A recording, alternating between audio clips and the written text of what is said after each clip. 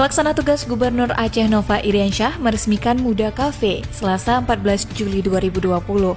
Kafe tersebut merupakan inovasi bisnis pertama milik Komite Nasional Pemuda Indonesia Aceh dengan tujuan untuk meningkatkan kemandirian finansial organisasi Himpunan Pemuda Aceh.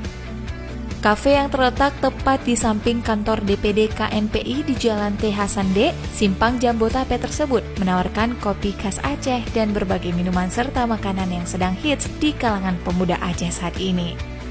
Dalam sambutannya, PLT Gubernur Aceh menyampaikan kemajuan bangsa Aceh sangat bergantung pada pemuda dan pemudinya yang kreatif dan inovatif untuk melahirkan ide-ide segar dan cemerlang dalam setiap hal.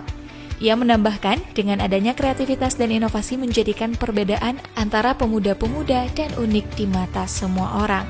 Sebab itu, Nova mengapresiasi langkah yang dilakukan oleh KNPI Aceh untuk membuka usaha sebagai bentuk aktualitas pemuda.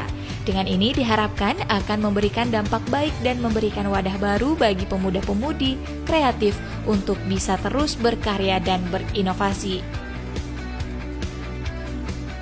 Sementara itu, Ketua KNPI Aceh Wahyu Saputra mengatakan dibukanya Kafe Muda KNPI ini untuk mengisi kekosongan bagian bangunan Sekretariat KNPI Aceh. Selain untuk memberikan income lebih untuk organisasi, namun juga memberikan wadah baru bagi pemuda-pemudi yang sedang mengembangkan usahanya. Selain itu, Wahyu juga menyampaikan apresiasi atas kinerja pemerintah Aceh atas pengambilan alihan pengelolaan minyak dan gas bumi Blok B di Aceh Utara. Ia berharap PT Pembangunan Aceh (PEMA) yang merupakan badan usaha milik Aceh akan menjadi ujung tombak pengelolaan migas di Aceh Utara dan harus bisa bekerja semaksimal mungkin dalam mengelola Blok B. KNPI meyakini pengelolaan mandiri Blok B Aceh Utara akan memberikan dampak positif pada peningkatan pendapatan asli Aceh dan tentunya akan membawa Aceh lebih sejahtera.